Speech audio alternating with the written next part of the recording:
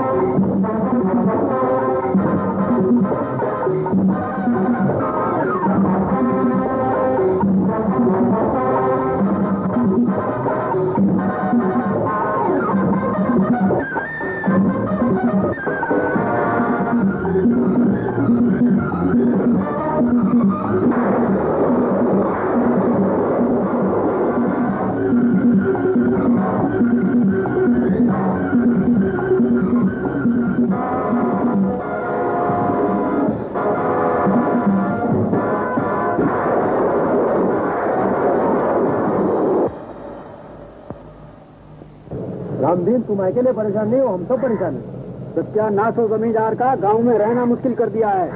रात को 12 बजे रूह की आवाज सुनकर जान सूखने लगती है। अरे तू तो डरपोक है। भूत सिर्फ उन्हीं को तंग करते हैं जो उनको सताते हैं, बाकी और किसी को कुछ नहीं कहते। और इसीलिए जमींदार के सिवा पुरानी हवेली की रूह और किसी को नहीं तंग करती। अरे मुझे तो खुशी उस वक्त होगी जिस दिन नई हवेली में भी रूह आने लगेगी। फिर देखता हूँ कहाँ भाग कर जाता है बदमाश जमींदार। अरे 5 पैसे का पता चढ़ा देना उस काले गुप्ते वाले मंदिर में, इच्छा पूरी हो जाएगी।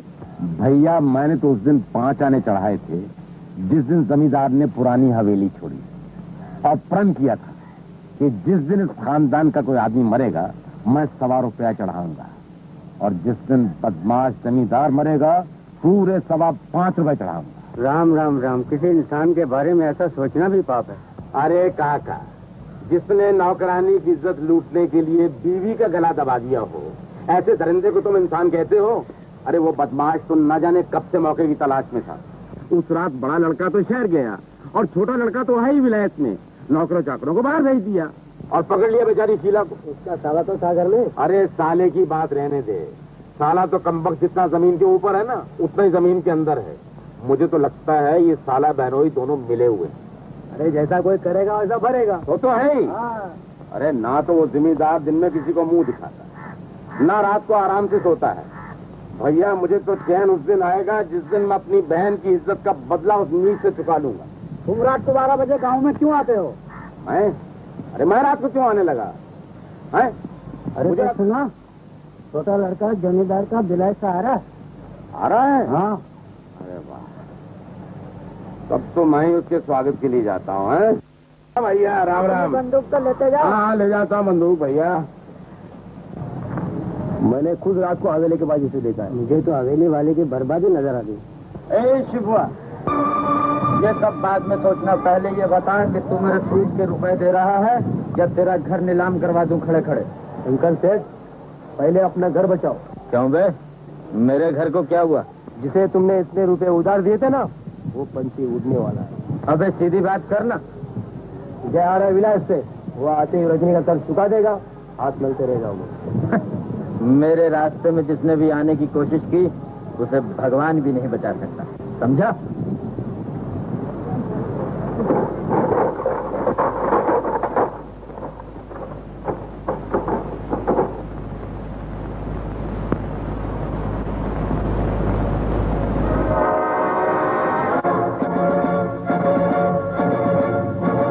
सबसे इंतजार कर रहा था। गढ़ कुनाल से पैगाम आया था कि जमींदार साहब का छोटा लड़का विलायत से आ रहा है। तो वो स्टेशन वाली सड़क टूटी हुई है, इसलिए नॉर्थ चलना होगा। आइए चलो।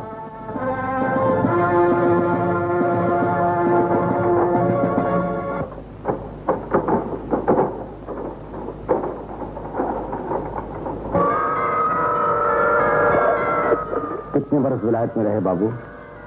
5 साल।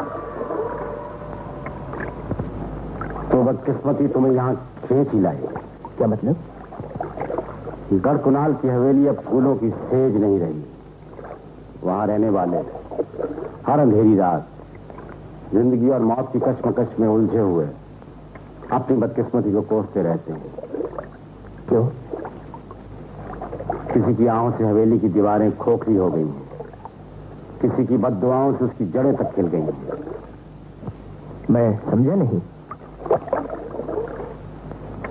हर गुनाह में पल भर की लज्जत होती है और जिंदगी भर का पछतावा।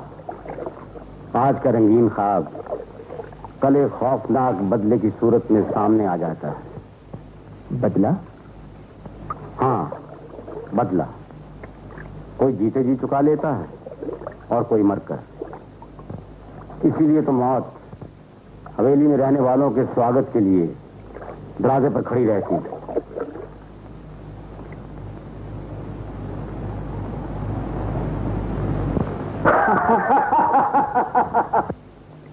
डर लगता हो तो वापस ले चलो।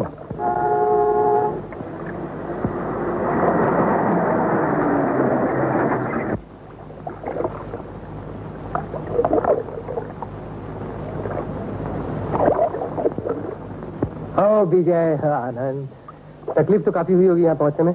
हाँ, 9 से ज्यादा नाव वाले ने बोर किया है। चलो बैठो। चलिए।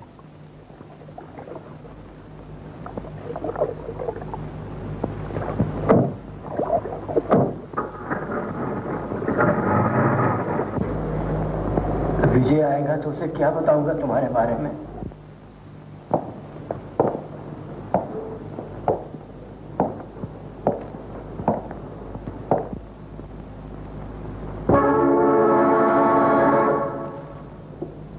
दूध मालिक। ये जूते तुमने नए खरीदे? जी, भूत को डराने के लिए। ओह, लगता है शायद आप भी डर गए। शंकर जी के मंदिर में रात को 12 बजे जाकर 1 घंटा पूजा की जाए तो सुना है सारे पाप मिट जाते हैं। कहेंगे तो मैं भी आपके साथ चलूंगा। मुझे क्या जरूरत है जाने की? मैंने कोई पाप नहीं किया। पाप तो नहीं, लेकिन गलती हर इंसान से हो ही जाती। और फिर मैं तो इसे गलती भी नहीं समझता। बीवी एक लंबी बीमारी में मुब्तला हो और घर में नौजवान खूबसूरत गवर्नेंस। जाओ, दूध ले जाओ। मैंने अभी तक खाना भी नहीं खाया। जी जाओ।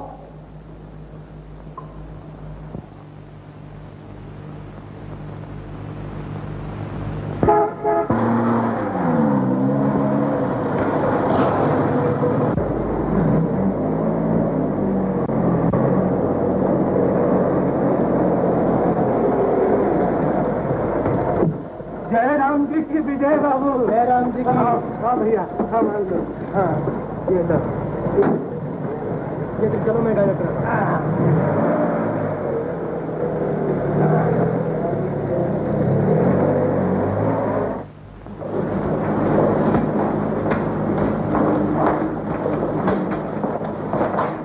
क्या हुआ? आप आगे आगे चलिए, हमें अकेले डर लगता है। क्यों? फिर बताऊंगा। भूत वाला मामला है। ये मेरे बॉडीगार्ड है। चलो आओ।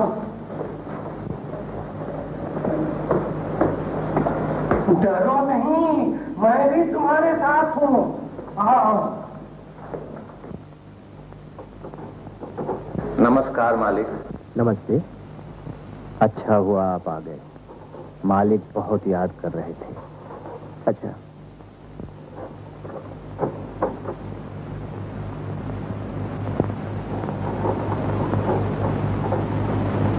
विजय बाबू, पूरा शैतान है ये आदमी। न जाने कैसे मालिक ने इसे नौकर रख लिया। कहता था भूत को भगा देगा, लेकिन अब तो ऐसा लगता है हमें ही भगा कर छोड़ेगा। ये भूत यहाँ कब से आने लगे? जब से मालकिन का स्वर्गवास हुआ। ओह, ये सामान कमरे में रख दो। हम अकेले ही? अरे बाप, तुम लोग आगे आगे चलो, चलो। आओ बेटे, जीते रहो, जीते रहो बेटे, जीते रहो। मैं स्टेशन पे नहीं आ सका से। पैर में ज्यादा चोट तो नहीं है? नहीं, ऐसी कोई बात नहीं बेटे। सीढ़ियाँ चढ़ते उतरते बहुत तकलीफ होती है। समय तो ठीक है ना? जी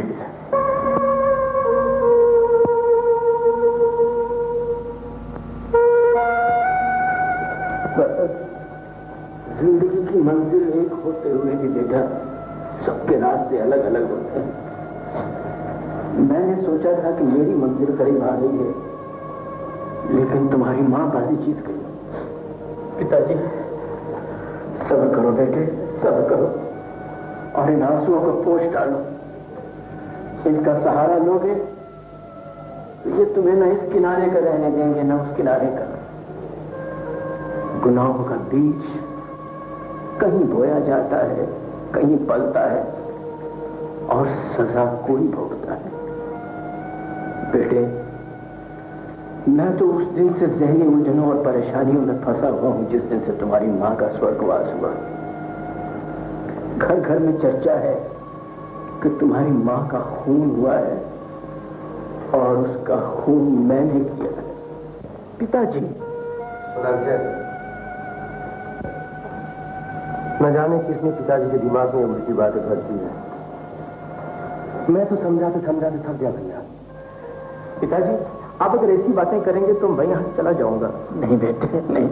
अगर माता जी का खून हुआ भी है तो खून करने का कोई मकसद होगा। आप हमें क्यों खून करने लगे? लेकिन बेटा, लोगों ने क्या आपको खून करते देखा है? मुझे तो लगता है कि ये बात हमारे किसी दुश्मन ने जानबूझकर उड़ाई है। बिल्कुल ठीक पिताजी, ऐसा हो सकता है पिताजी। कोई खानदानी दुश्मन हो हमारा? कौन दुश्मन होगा बेटे हमारा? होगा भी तो कब तक छुपा रहेगा? खाना लगा दिया है मालिक। तुम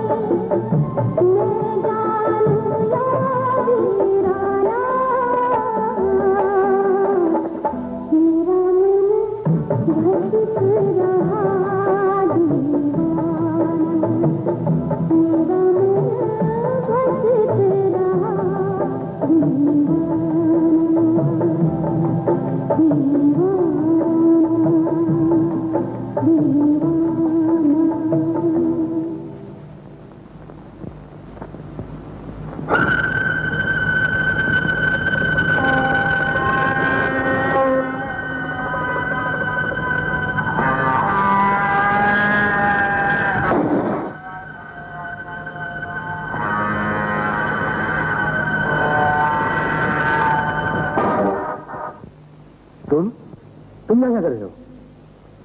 आने या कहीं मत आना। चलो पिताजी इंतजार कर रहे हैं।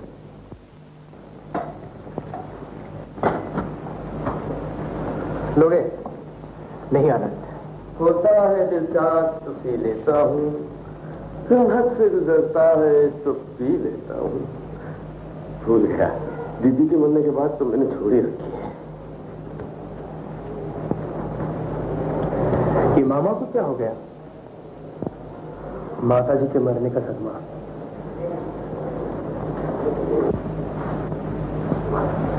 अच्छा आनंद, तुम ये मानते हो ये रू थी? गाँव वाले तो यही कहते हैं। है भी तो ये माता जी की रू नहीं हो सकती। ये दर्द भरी आवाज, ये बच्चे की ललकार। मुझे मालूम है। क्या मालूम है? ये पगले की बड़ी लड़की शीला की रूह है, जिसे माता जी की देखभाल करने के लिए रखा गया था। क्या हुआ उसे? उसकी खूबसूरती और जवानी का उभार देखकर फरिश्ते भी जमीन पर आने के बहाने ढूंढते होंगे।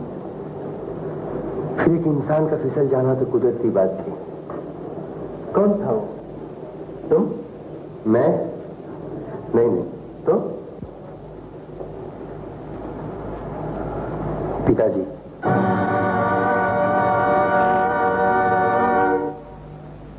शीला अस्मत लूट जाने का सदमा बर्दाश्त न कर सकी। उसने अपनी जान दी और उसका बाप पागल हो गया। और अब वो पगला हमसे बदला लेना चाहता है। हो सकता, लेकिन क्या बदला लेगा? इधर लड़की की आत्मा भटकती है, उधर वो पगला।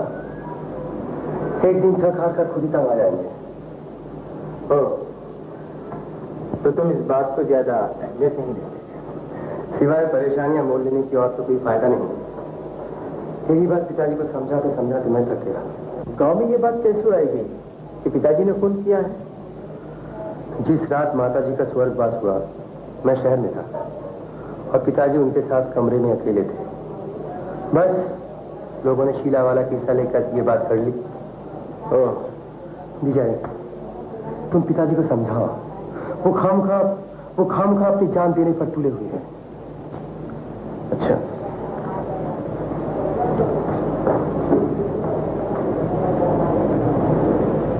कर्ज लेना तो सीख लिया, लेकिन रुपए लौटाना नहीं सीखा। 2 साल हो गए। क्या करूं शंकर, रजनी के पिताजी की बीमारी के लिए कर्ज लिए थे। वो बच्चा थे तो। वो तो ठीक है, लेकिन कोई और तरीका सोच लो ना। दूसरा तरीका? हाँ, घर में लग कहो तो 5-10 हजार में सौदा। मेरा मतलब है शादी वादी कर दो। फिर ऐसी बात मुंह से निकाली तो इतने ही जूते गिनकर मारूंगी। 5-10 हजार। अरे वाह, पैसे लेते वक्त तुम भी मुस्कुरा के बात कर रही थी, अब देने का वक्त आया तो जूते दिखा रही हो। कोई बात नहीं, कानून अभी जिंदा है। नहीं शंकर, तुम्हारे पैसे मिल जाएंगे। अरे चाची, ना नौमन तेल होगा ना राधा नाचेगी। सुन लो, कल तक मेरे पैसे ना मिले तो ये तुम्हारी झूठी इज्जत कोर्ट कचहरी के फर्श पे नजर आएगी। मैं तो अब भी कहता हूँ कि इतना अच्छा सौदा, मेरा मतलब है शादी का मौका गंवा। अंधेरे में पलने वाले गुनाह को अगर रोशनी ना दिखाई जाए ना, तो वो गुनाह नहीं कहलाता। अरे मैं कोई कुतिया तो नहीं जो भूख रहा है।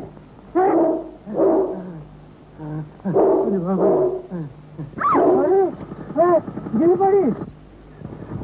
अरे शीला, तू आ गई नानी के घर से। कहीं चोट तो नहीं लगी? हाथे से मुर्गी टकराएगी तो चोट नहीं आएगी क्या? हाँ, जरूर आएगी। मैं दाव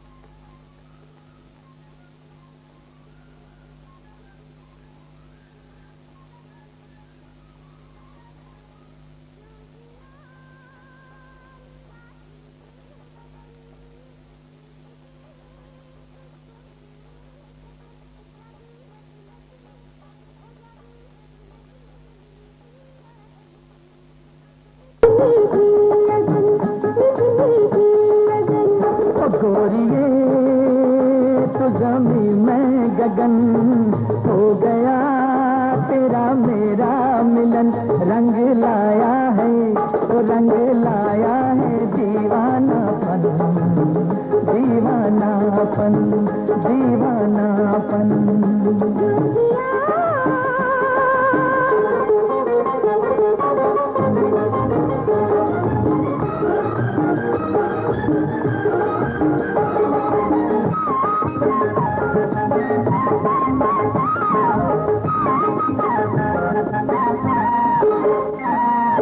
चाहता हूँ तुझको सनम बेशुमार, आजा के पहनाऊं बाहों के हार। चाहता हूँ तुझको सनम बेशुमार, आजा के पहनाऊं बाहों के हार।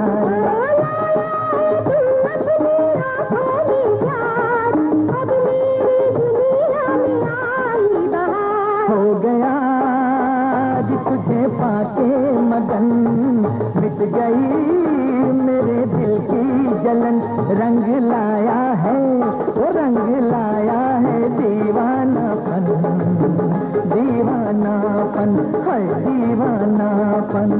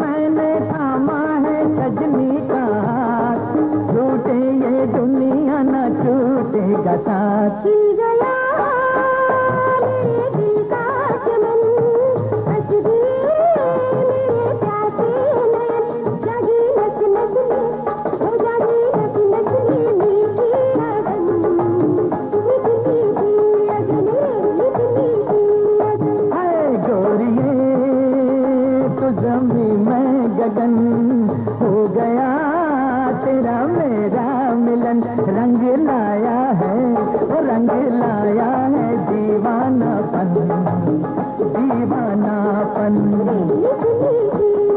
है दीवानापन, है दीवानापन।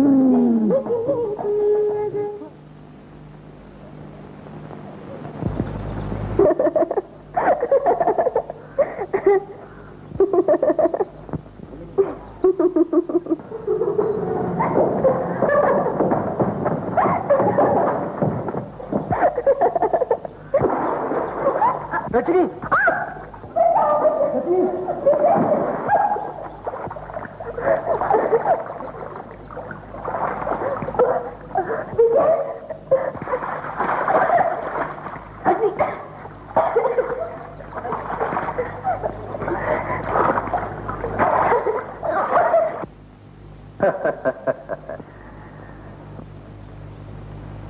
ज्यादा देर पानी में रहने से तबीयत खराब हो जाती है।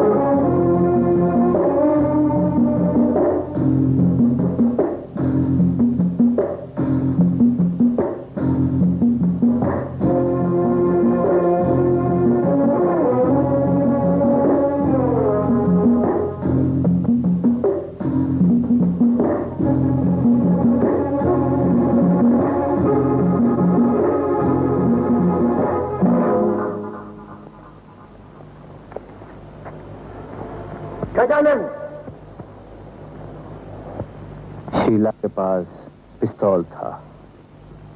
अगर मैं इन्हें न रोकता तो का खून कर डालती। कौन शीला? ये तो बड़े मालिक ही बता सकते हैं।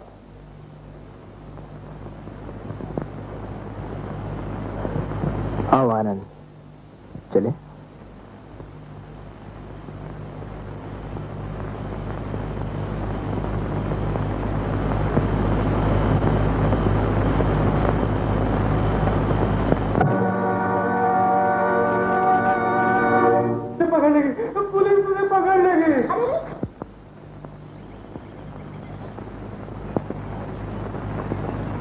इंस्पेक्टर साहब, नमस्ते। नमस्ते। इंस्पेक्टर साहब, कल रात तो ऐसा लगा कि हम लोगों की आखिरी रात हो। क्या हुआ? बस वही भूत, वही लड़की। गजानन,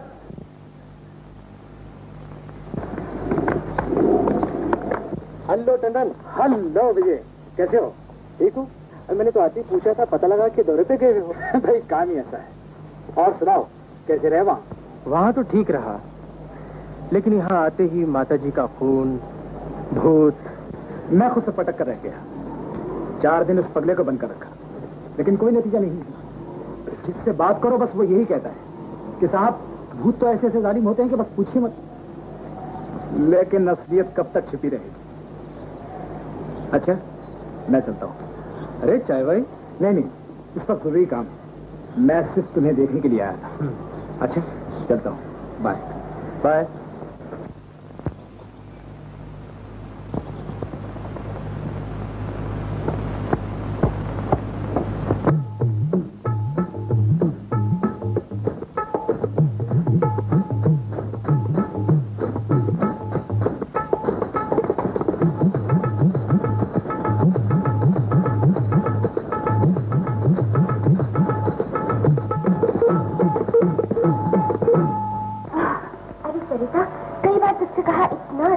जानती है, शहर चली जा, बस जिंदगी बन जाएगी। जिसकी जिंदगी सुनसान और वीरान अंधेरों की मोहताज हो, उसे शहर की चमक दमक से क्या काम? तो सीधी बात तो बताती ही नहीं। बात इतनी है कि मेरी खुशियाँ, मेरी उमंगे किसी की अमानत है। अच्छा, कौन है वो? अगर जिंदगी ने दगा न दिया तो एक दिन तुझे जरूर बताऊंगी। अरे तू तो कहीं जा रही थी विजय से मिलने? नहीं तो मिला ही नहीं। अगर उसे मिलेगी तो क्या कहेगी? वही, हाँ वही, गिले शिकायतें, वादे कसने, हंसी मजाक, छेड़छाड़। हाय जवानी तो आग है बरसती हुई। कौन सा सबक पढ़ रही है आजकल? प्यार मोहब्बत का? नहीं, दौलत और नफरत का। इंसान से नफरत करो और दौलत से प्यार, यही जिंदगी है। जानती है तेरे पास दौलत हुई तो मैं क्या करूंगा? तेरा गला दबा दूंगा और फिर उस दौलत से मजबूर और बेबस लड़कियों की असमत के सौदे करूंगा।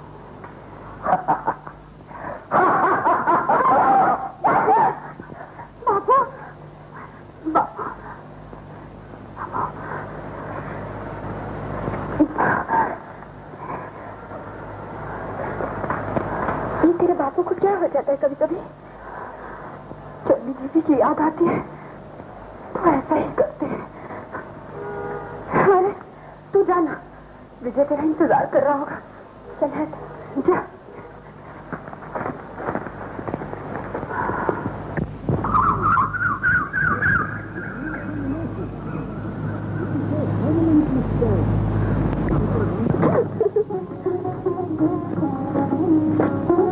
देखो ना कोयल कितनी खुश है। क्या आपकी बुरी समझती है इसलिए?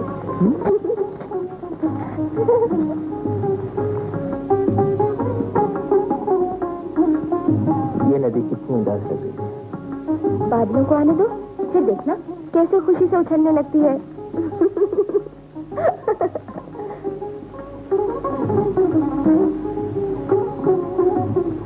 आओ चलो, दिन ढल रहा है। अभी भी सूरज यहाँ था, अभी वहाँ चला गया। इसे किस बात की जल्दी है? मिलने की। किससे? रात से। आओ चलो, बहुत देर हो गई है। तुम्हें किससे मिलना है? मुझे मुझे मुझे किसी से नहीं मिलना।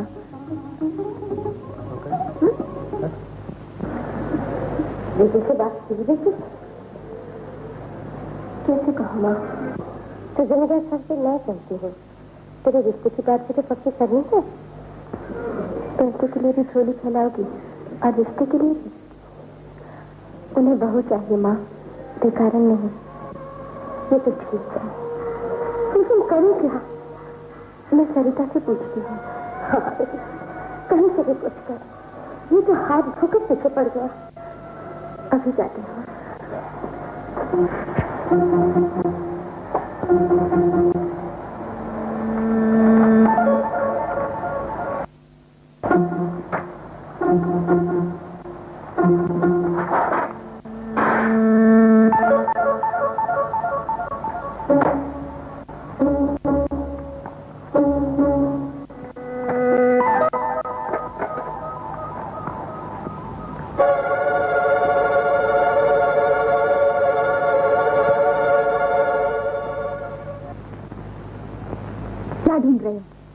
चूड़ियां खो गई हैं। चूड़ियां? ये चूड़ियां कब से पहनने लग गए तुम? जब से लड़कियां पिस्तौल चलाने लगी। तुम्हारे सीने में किसी ने गोली मारी है क्या? गोली मारने की क्या जरूरत, मैं तो नैनों की कटार से घायल हो जाता हूँ। उस दिन जनकपुर के जमींदार की महफिल में तुम्हारा गाना सुना, बेहोश हो गया। तो फिर होश में कैसे आए? तुम्हारी याद के सहारे। ओहो हो। तुम्हारा नाम लिख लूं किताब में? किताब में नहीं, अपने दिल में। अरे रजनी, अंदर आओ। इसका बाप मेरा चाचा है और मैं चाचा की लड़की। आजकल बात यहीं से शुरू होती है। नमस्ते। तू कुछ परेशान से है?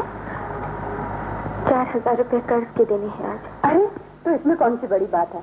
तो हवेली की होने वाली बहू है, कैसे मांगू? अरे पगली, आज नहीं तो कल वो दौलत तेरी हो जाएगी।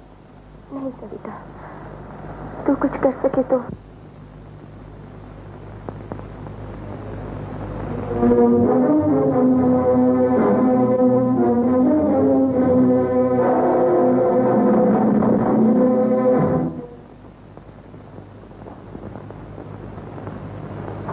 अब उसे बताऊंगा कि मैं चाचा हूँ या भतीजा। है आ रही है। माधव, माधव, माधव, बापू ने खाना मांगा है। माधव,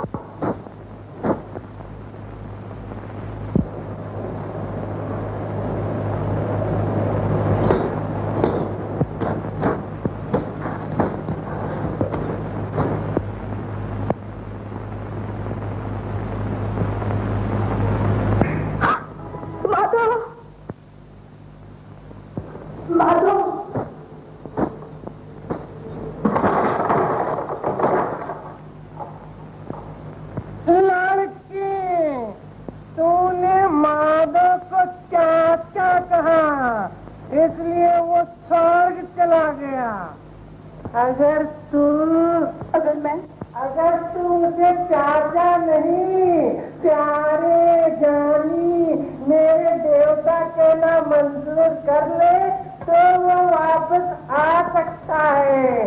हाँ हाँ कहूंगी। क्या कहेगी? चाचा। चाचा? अच्छा सच सच बता माधव, तेरी उम्र क्या होगी? उम्र वो तो माँ को मालूम थी, मर गई।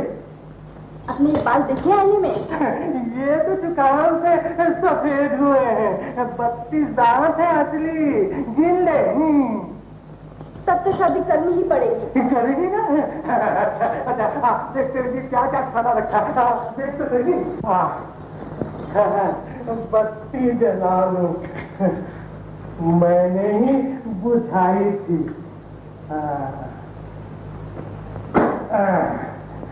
ले दे देखा ले।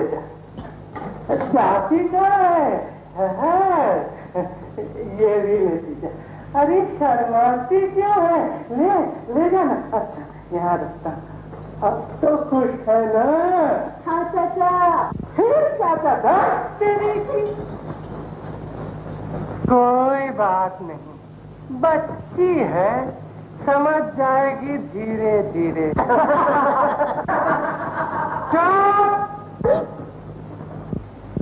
मेरी तो समझ में नहीं आ रहा, तुम क्या रहे हो?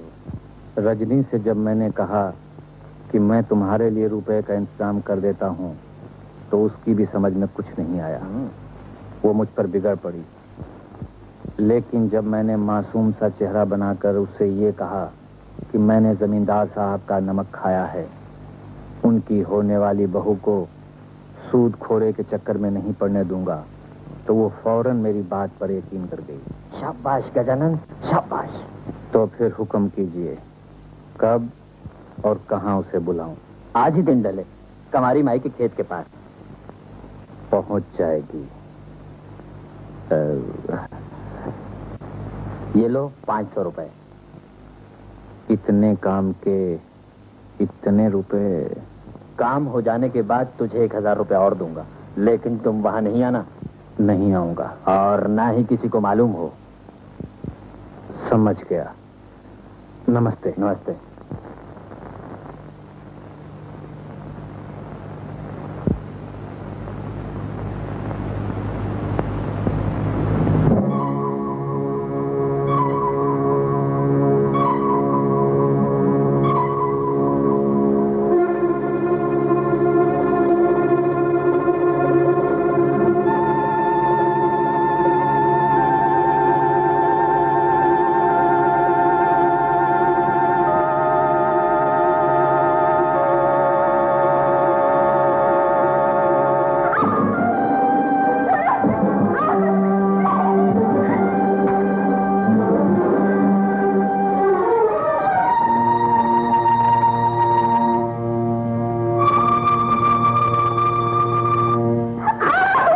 रजनी,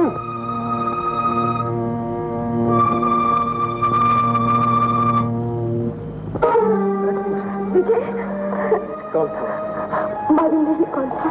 अंधेरे में उसका चेहरा नजर नहीं आ रहा। गजानन, तो ये सब शरारत तेरी थी? नहीं, उस आदमी की जिसने इन लोगों को रुपए कर्ज दे रखे हैं। कौन है वो? शंकरलाल या उसके साथी। वैसे आज आप ना आते तो मैं उनको पुलिस के हवाले कर देता। लेकिन अब मैं तुम्हें पुलिस के हवाले करूंगा। तुम्हारे सिवा यहाँ पर कोई दूसरा आदमी था ही नहीं। हाँ, वैसे आप मालिक हैं। नमस्ते।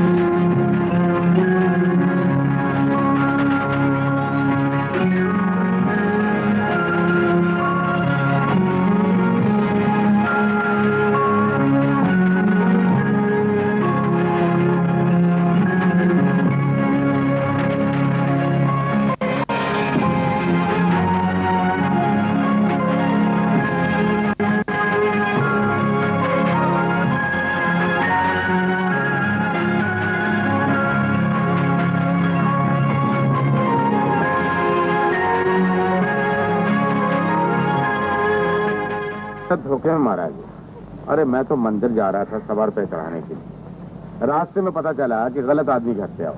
रात को तूने देखा? तूने रात को? अरे रात को कोई मैं यहाँ था? मैं तो नदी पार अपने झोपड़े में सोया हुआ था। राम राम। राम राम।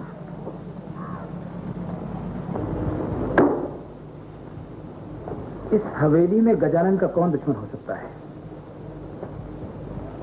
कल उसका किसी से झगड़ा हुआ था? मेरी बहस होती उससे। वो सारी बातें उसने मुझे बता दी थी। तुम्हें? हाँ विजय, दरअसल वो मेरा ही आदमी था। उसे यकीन था कि घुंघरू पहने शीला के नाम से घूमने वाली लड़की और हवेली के भूत का आपस में कोई गहरा ताल्लुक है। वो ये भी जान गया था कि इस सारे फसाद की जड़ वो आदमी है जिसने कंवारी माई के खेत के पास रजनी को रुपए देने के बहाने बुलवाया था। तुम अगर ना पहुंच जाते तो शायद उस बदमाश को गिरफ्तार कर लेता, लेकिन गालिबन उसे पता चल गया था कि गजानंद सीआईडी का आदमी है, इसलिए उसने उसे मार डाला।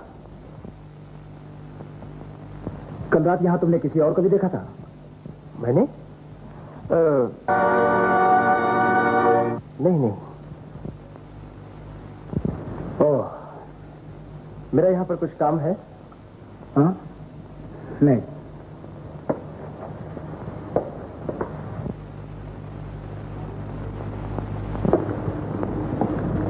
मामला संगीन है, मुझे बड़े अफसर को बुलाना पड़ेगा। बेटा, कल रात तुमने मुझे वहां देखा था ना? हो सकता है तुम ये सोच रहे हो कि अपनी गलती छुपाने के लिए मैंने गजानन का खून कर दिया। नहीं बेटे, मैं सच सच कह रहा हूँ। मैं तो सिर्फ ये देखने गया था कि ये भूत का चक्कर क्या है। बेटे, गजानन से मेरी कोई दुश्मनी नहीं। बेटे,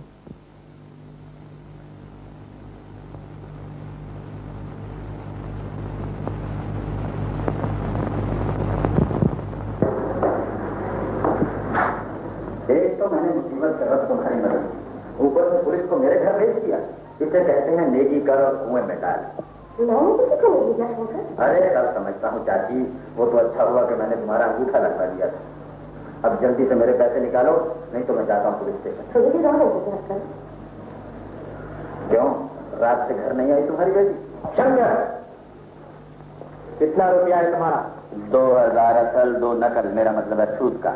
2000 सूद का? हाँ, इंस्पेक्टर टंडन कल रात को सारा हिसाब देख चुका है। ओ, हेलो रुपया। शुक्रिया। हर चमकने वाली चीज सोना नहीं होती चाची। काजल की कोठड़ी है वो हवेली। तुम्हारी बेटी जाएगी ना तो मुंह पे काला ही लगेगी। शंकर, नमस्ते। कैसे कैसे लोग हैं यहाँ? आप मुझे खैर ना समझती हैं तो बात कभी इतनी आगे नहीं बढ़ती। ये रुपये खर्च ले रखी। नहीं बेटे, फिर वही बात, मैं चलता हूँ। रजनी नहीं आया तुम्हारे साथ? नहीं तो कहाँ चली गई? रजनी, तुझे तो सब कुछ मिल गया है, फिर क्या मांगने गई थी भगवान से? क्या मिल गया है मुझे? बड़ी भोली बनती है। अरे तेरे प्यार के महक से तो सारा गांव भर गया है। ऐसी मस्ती छाई है कि जी चाहता है मैं भी मर मिटूं किसी पे। अरे वाह वाह, तो पत्थर भी पिघलने लगे। प्यार की मारी ऐसी होती है। कौन है वो? आनंद। तू आनंद से प्यार करती है? हो गया है मुआ, ना जाने पार उतारेगा या मस्तार में डुबो देगा। आनंद भी तुझसे प्यार करता है? एक दिन आग लगा गया था सीने में, प्यार की दुहाई देकर तब से जल रही हैं। कभी तुम दोनों को मिलते हुए भी तो नहीं देखा। अमीर और गरीब का मिलन कैसा, वो इज्जत से डरता है, मैं रुसवाई से। मिल लेते हैं कभी अंधेरी रातों में, जब लोगों के चिराग बुझ जाते हैं।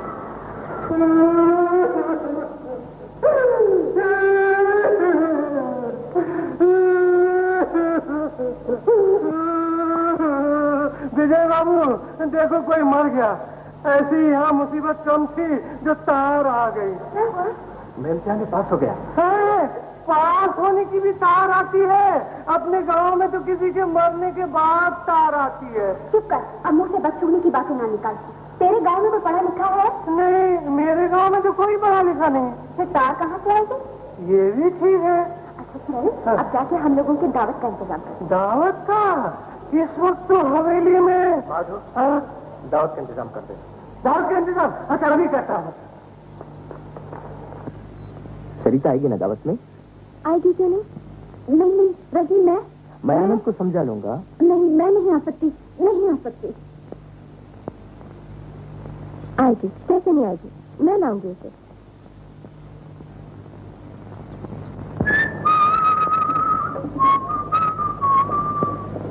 तैयार हो गया आनंद? हाँ। किस किस को बुलाया है? सिर्फ बैठनी और सरिता को। सरिता? आनंद, हम सिर्फ भाई नहीं, दोस्त भी है। मैं आज ही पिताजी से तुम्हारी शादी की बात करता हूँ। नहीं विजय, इस घर में इतने हंगामे हैं, जरा इनसे तो छुटकारा पा ले। इस घर में अगर खुशी छा जाए तो कम खुद ब खुद ही दबदबा कर मिट जाएगा। शादी हो जाने से क्या आप खुद भाग जाएंगे? वो नहीं जाएगा तो हम चले जाएंगे। दुनिया बहुत बड़ी है, ये जिंदगी 4 दीवारी में घुट घुट के मरने के लिए। वो आ गई है। आओ चले।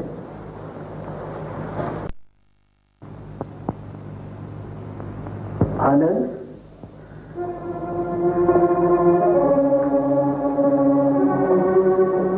ये है वो लड़की जो तुमसे शादी करना चाहती है?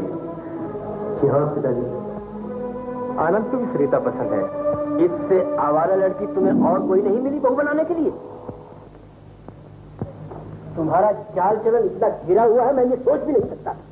पिताजी, जिन्होंने घर उजाड़ना सीखा हो वो किसी का घर आबाद नहीं कर सकते। आग से कहो जलना छोड़ दे तो क्या ये हो सकता है? सूरज से कहो कि तपना छोड़ दे तो क्या ये मुमकिन है? शहर अगर अमृत नहीं हो सकता तो ये शादी भी हर के हरगिज़ नहीं हो सकती।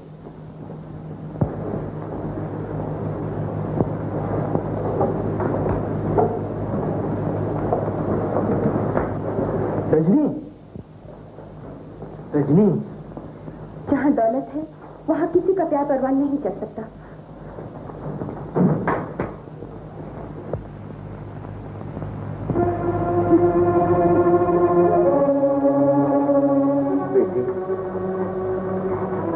इन आंसुओं में तुझे अपने बाप की मौत दिखाई नहीं दे रही? रेत को पानी समझकर अगर प्यास बुझाना चाहो तो कसूर रेत का नहीं, तुम्हारा। बाबू, लेकिन तुम्हारे इन आंसुओं के बदले में उस पत्थर को पिघलना होगा। हीला वाला किस्सा दोहराया नहीं जाएगा। ये शादी होगी और जरूर होगी। ये शादी नहीं होगी और हरगिज़ नहीं होगी। पिताजी, हमने आपके जाति मामलों में कभी दखल नहीं किया। आपकी हर गलती को नजरअंदाज करने की कोशिश की, लेकिन आज आपने हमारी शराबत का ऐसा गंदा मजाक उड़ाया है कि ना हम इसे भूल सकते हैं और ना आपको माफ कर सकते हैं। शादी में आपने रुकावट बनने की कोशिश की तो इसका नतीजा शायद आप समझ भी नहीं सकते। जो भी हो, ये शादी नहीं होगी। देखता हूं कैसे नहीं होगी।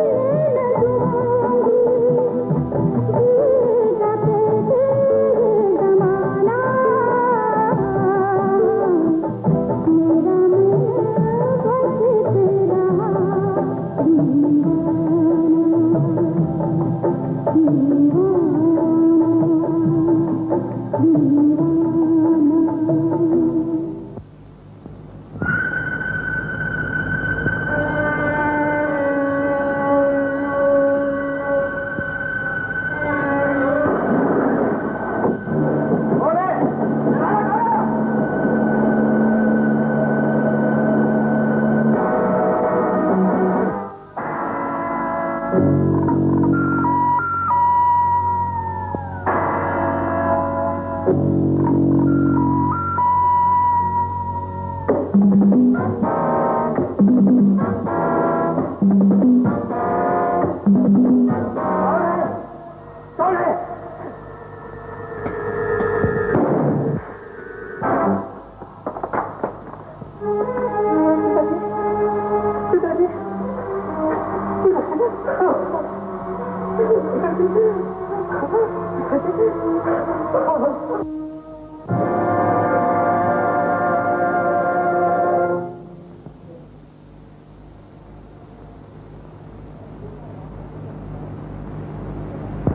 बेटा बाप का खून कर सकता है? जवानी के जोश और शराब के नशे में ऐसा हो सकता है। विजय ने शराब पी रखी, लेकिन इतनी तो नहीं। उससे पहले बाप बेटे में झगड़ा भी हुआ था। मामूली सी बहस हुई थी, और वो भी मेरी शादी के सिलसिले में। विजय के रिवाल्वर की गोली से ही सेठ जी का खून हुआ है। बाकी फैसला अदालत करेगी। ये सच है कि पिताजी का खून मैंने किया है। और गजानन का? शायद पिताजी ने। तुम्हारा दिमाग खराब हो गया है। तुम हर वक्त आंसू बहाते रहती हो, इसे क्या मैं रिहा हो जाऊंगा? न जाने लोग कैसे कहते हैं कि जिंदगी एक सुहाना सफर है। यहाँ तो हर मोड़ कांटों से भरा हुआ है। तुम मुझे भूल जाओ रजनी।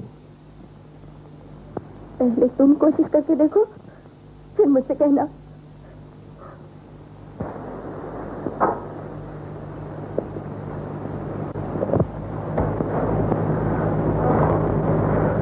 सबसे बड़ा वकील कौन सा है? जी मिस्टर माथुर, काफी बड़ा नाम है। वैसे 5,000 तो फीस ही ले। 5,000 का वकील साहब 5 लाख भी खर्च हो जाए, मगर विजय को बचाना होगा। अरे माधव, खाना नहीं है तो कुछ फल मिठाई दे दे। जी, विजय बाबू के गिरफ्तार होने का आपको कोई दुख नहीं? दुख तो तब हो जब हम दुखी हो। मैं तो ये सोच रहा हूँ कि वह आगे किसकी बारी है, मेरी, आनंद की या तेरी? मैंने क्या किया? मैंने क्या किया? आप जाने, आपकी हवेली जाने। मैं तो यहाँ से चल दिया। शीला को छोड़ के चले जाओगे? शीला? क्या बताऊं, वो तो मेरे गले की जंजीर बन गई है। तुम यहाँ रहो और मैं हवेली में, ये मुझसे बर्दाश्त नहीं हो सकता। विजय, तुम कहो तो मैं खून का इल्जाम देने के लिए तैयार हूं, लेकिन तुम कैसे भी हो यहाँ से लेके चलो। नहीं आनंद, जो मैंने किया है उसकी सजा मुझे मिलनी चाहिए। तुमने कुछ नहीं किया विजय, कुछ नहीं किया। आनंद, मेरा एक काम करोगे? क्यों नहीं? रजनी को जरा सहारा देना, उसके दिमाग को सदमा पहुंचा है। मुझसे जो हो सकेगा करूंगा। जरूरत पड़ी तो उसे इलाज के लिए शहर ले जाऊंगा।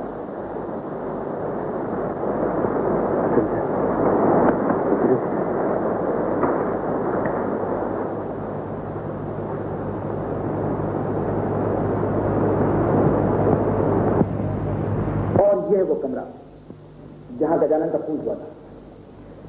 कमला दास की धर्मपत्नी का खून भी यही हुआ था? ये उनकी तस्वीर। इसके बाद उन्होंने वो हवेली छोड़ दी। ये फोटो मामा का है, सीधा साधा शायराना मिजाज का। आई सी। ये कौन है? ये सरिता है, शीला की छोटी बहन। इसका चाल चलन? पहले मुझे शक था, बाद में पता चला कि ये आनंद से प्यार करती है। तो आई सी। ये आनंद है और ये विजय? ये सर। दोनों भाइयों की जायदाद आधी आधी है? Yes sir. दुनिया में फसाद की जड़ औरत, जमीन या दौलत होती है, लेकिन यहाँ मामला कुछ अलग है। अब रहा ये सवाल कि शीला कौन है? मैंने मालूम करने की बहुत कोशिश की सर, लेकिन कामयाब नहीं हो सका। वो इसलिए कि तुमने हमेशा इन दो आदमियों को नजरअंदाज किया है। इनके बारे में मैंने कभी सोचा ही नहीं। शीला की रूह के अलावा एक छाया भी हवेली में देखा गया। Yes sir. खून हमेशा रात को 12 बजे किए। जी हाँ, शीला ने रात के 12 बजे ही चिपक दी। इसी सदमे से उसका बाप पागल हो गया। Yes sir. अब हमें फैसला ये करना है कि ये काम किसी इंसान का है या झूठ का है। बाबा क्या आए, अब तो जाने की तैयारी है, हम दोनों की बारी है। लेकिन आनंद, मुझे अकेले छोड़ के नहीं जाना। क्या तुम्हें यकीन है कि पहले मेरी मौत होगी? नहीं नहीं आनंद, जरा सोचो तो सही, तुम पढ़े लिखे हो, हम इस हवेली छोड़ के चले क्यों ना जाएं? अगर चले जाने से मौत चल सकती है तो जरूर चले जाना चाहिए। ऐसी मौत तो अपने शिकार को तय खाने से भी खसीट निकालती है। कुछ समझ में नहीं आता है, लेकिन इस तरह डरने से भी तो काम नहीं चलेगा। अजी डरता कौन है दिन में? तो चलो घूमने चलोगे? नहीं तुम जाओ यार, वो न समझे हैं न समझेंगे मेरी बात। दे और दिल उनको न दे, मुझको जुबाओ।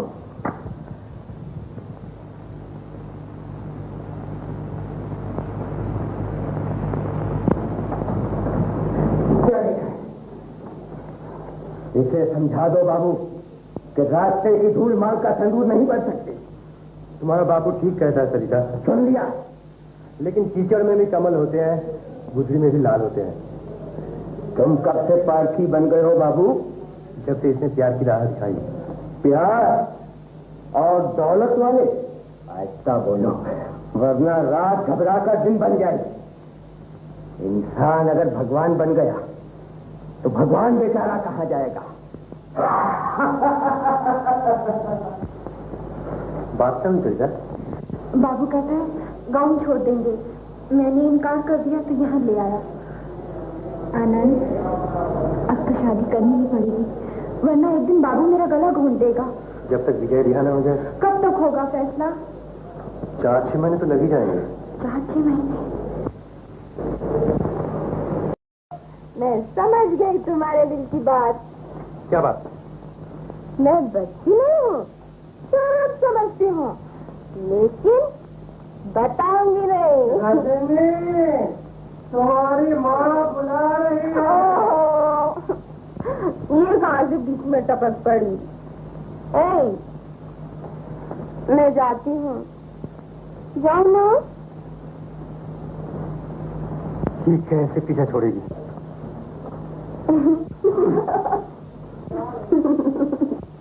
फिर कब आओ? कभी भी। अच्छा, आऊंगी।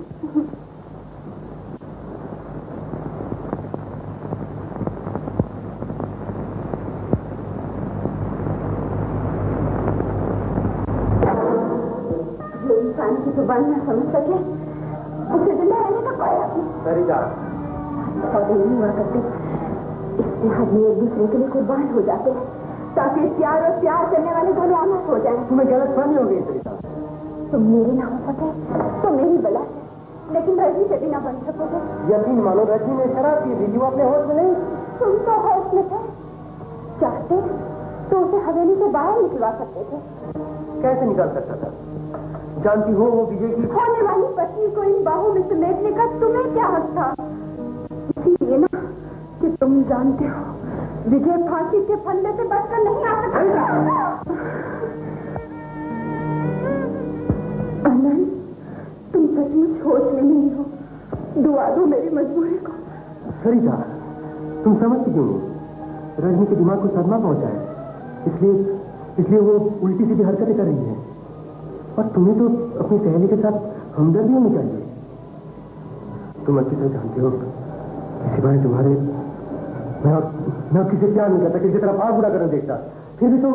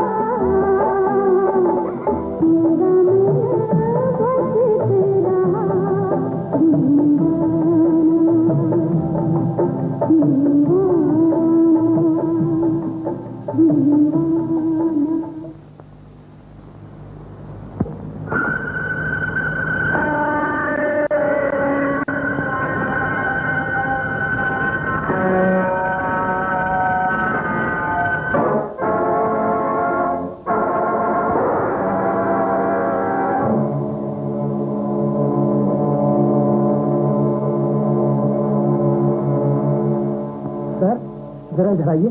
आपको उस हालत में देखकर मैं घबरा गया था। आप उसके बारे में कुछ बता सकते हैं? कुछ समझ में नहीं आता। घोड़ों की आवाज सुनकर मैं वहां गया। फायर देखा तो फायर कर दिया। जैसे आगे बढ़ा किसी ने मेरी नाक पर कपड़ा रख दिया और मैं बेहोश हो गया। मुझे ऐसा लगता है कोई आदमी आपके पूरे खानदान को खत्म कर देना चाहता है, लेकिन ऐसा हमारा दुश्मन कौन हो सकता है? मैं। आप? जी मैं तो सो रहा था, मुझे कुछ पता ही नहीं। लेकिन तुम तो ठीक ठाक हो ना? हाँ। नहीं नहीं, ये सब बेकसूर है, सिर्फ मैं ही गुनहगार। ये कहा खून होने वाले कमरे में क्या पाई गई? शिकारी नहीं मिला तो शिकार को ही पकड़ लाए। इसमें क्या है? आप पर हमला, लेकिन निशाना चूक गया। शैतान की उम्र भी लंबी हो गई है। चलो इंस्पेक्टर, वरना फांसी की रस्सी गल छड़ जाएगी। अच्छा मैं भी सकता हूँ। आप बेफिक्र होकर सो जाओ, मैंने हवेली के बाहर पहरा लगवा दिया है। तुम चिंता ना करो आनंद, तुम्हें कुछ नहीं होगा। मैं यहाँ बैठा।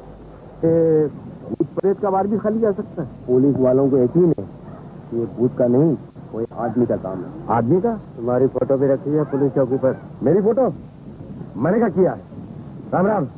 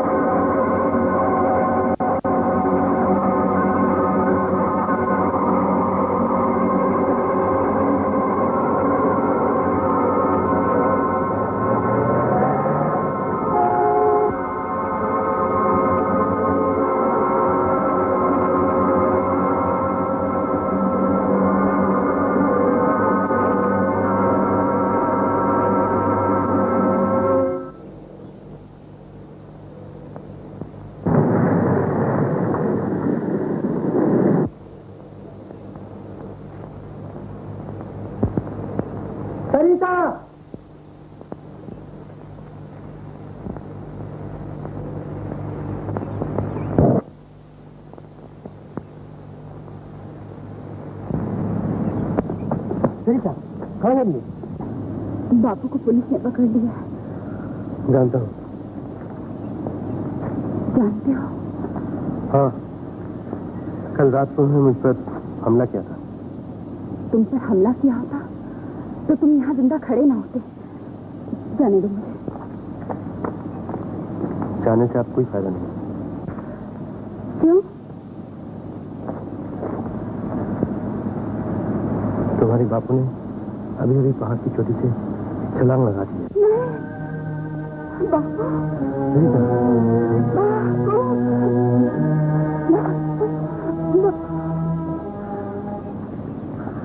मैं रजनी से शादी करना चाहता था, इसी लालच में उसे रुपए भी दिए, लेकिन विजय ने सारा काम खराब कर दिया। इसलिए तुम हवेली वालों को दुश्मन बन गए। और जी नहीं, मैं तो शहर गया हुआ था, मेरा लेन देन का काम है ना। सच कह रहे हो? जी बिल्कुल सच। जैकेट तुमने कहाँ से ली? जी तुम जा सकते हो।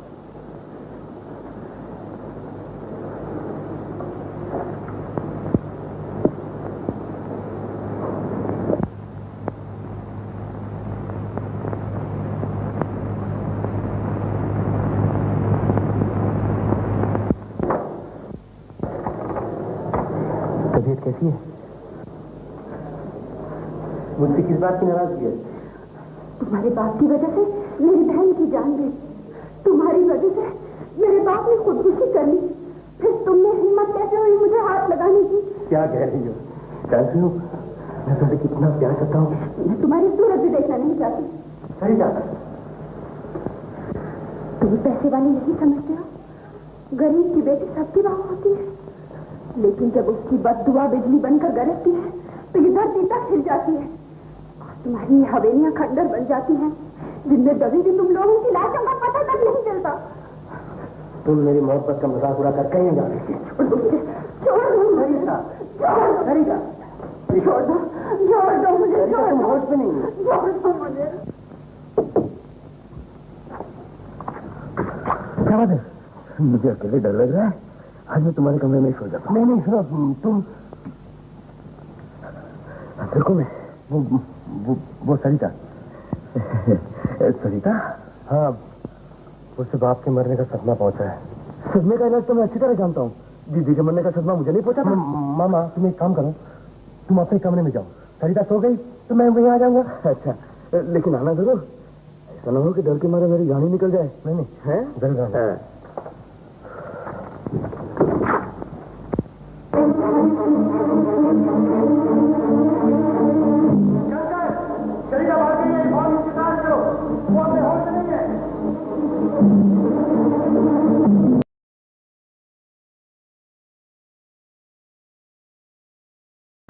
छोड़ दो मुझे, मुझे जाने दो। हवेली का राज अपने साथ लेकर तुम कहीं नहीं जा सकते। मुझको मालूम, मुझे छोड़ दीजिए, मुझे मार डालेगा। मेरे होते हुए तुम्हारा कोई कुछ नहीं बिगाड़ सकता। आप नहीं जानते, वो बहुत खतरनाक आदमी है। कौन सा वो मैं नहीं बता सकती। क्यों? वो तुम्हारा बाप है इसलिए?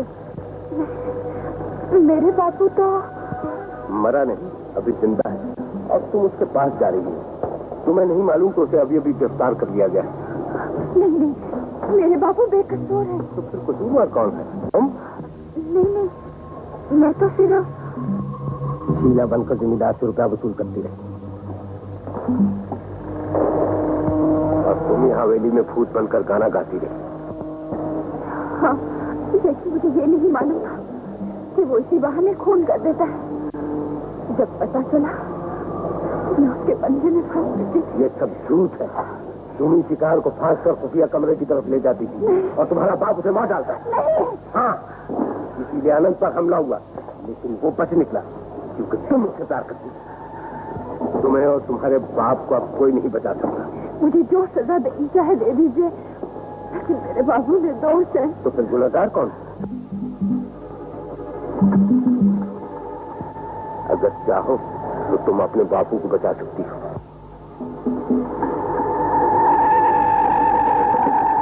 बताओ कौन है वो?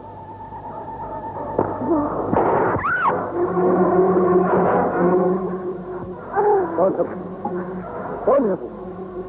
बताओ कौन है वो?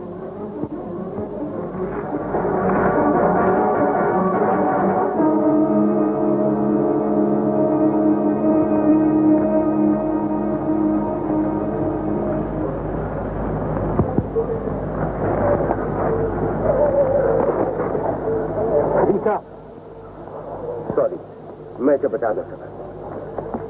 सर, विजयला कब से भाग गया? क्या? तुम इस लाश को पुलिस स्टेशन पर ले जाओ।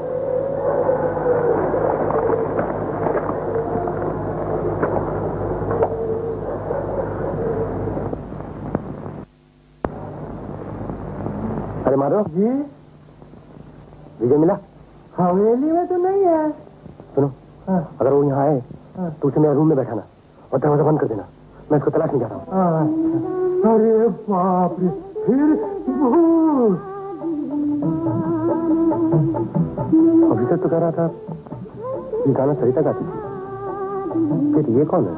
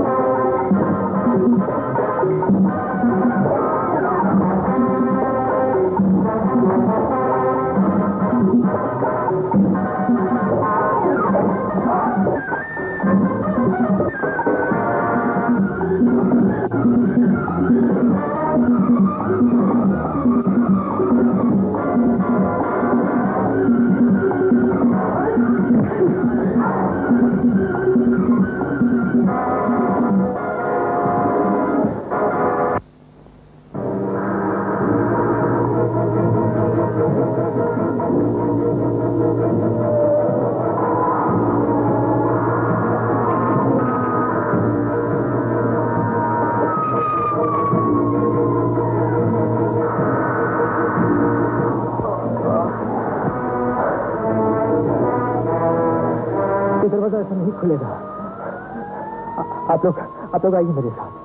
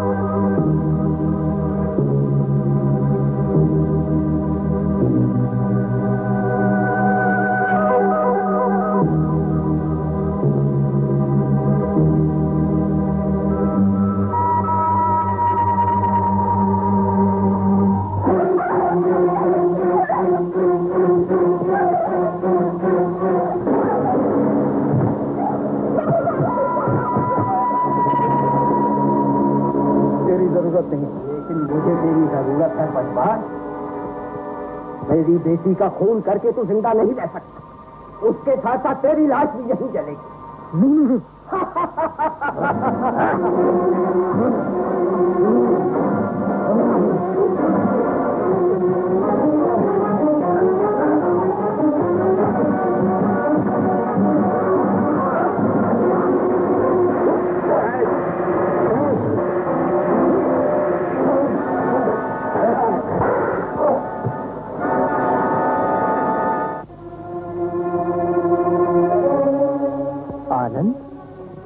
हाँ।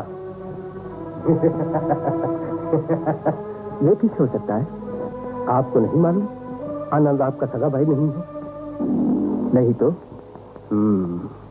मुझे भी उस वक्त मालूम हुआ जब एक दिन अचानक मेरी मुलाकात।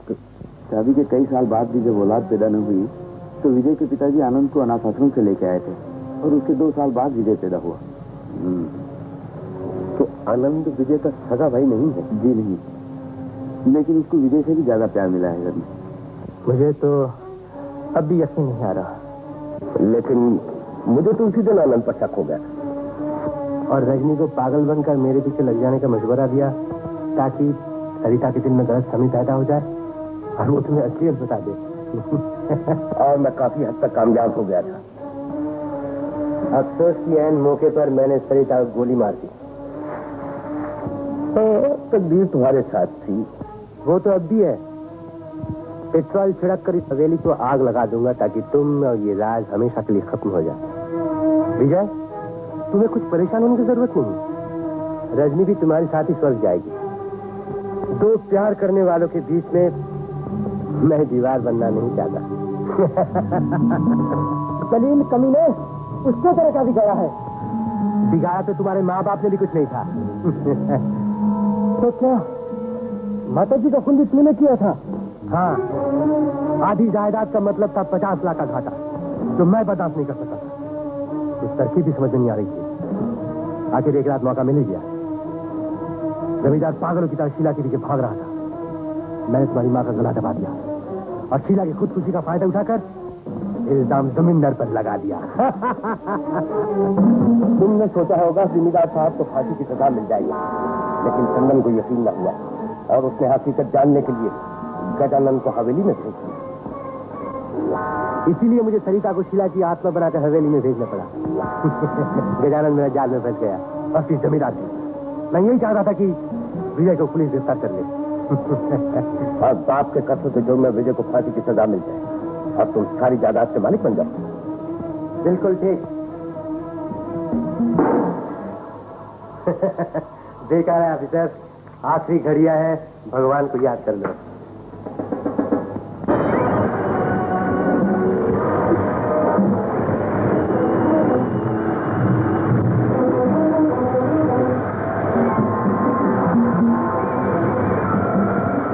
कुछ पूछना है तो पूछ लो। आग फैल रही है, मुझे और एक दुश्मन को भी ठिकाना लगाना है। हाँ, भगवान तुम्हें स्वर्ग में जगा दे।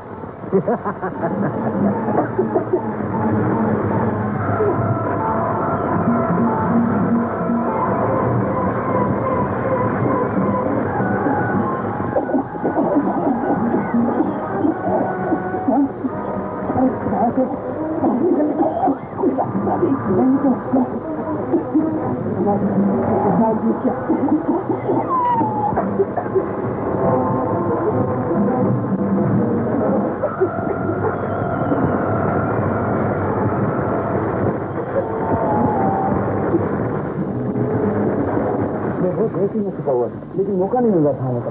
वो लोग कहाँ हैं?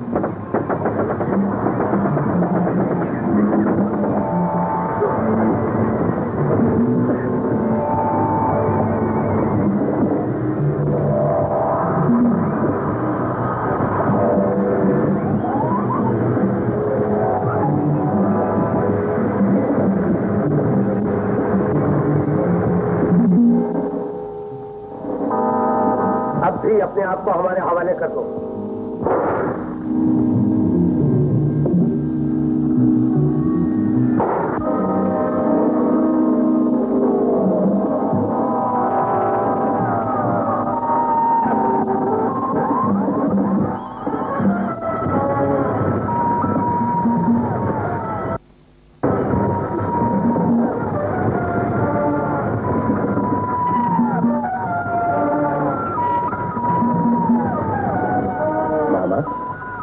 मैं तो आपको बिल्कुल बुद्धि नहीं समझता रहा जी। मुझे जब आनंद पे शक गया तो मैं उसी रात से खुफिया रास्ता तलाश करने लगा। मुझे लाख बुरा चाहे तो क्या होता है, वही होता है जो मंजूर खुदा होता है।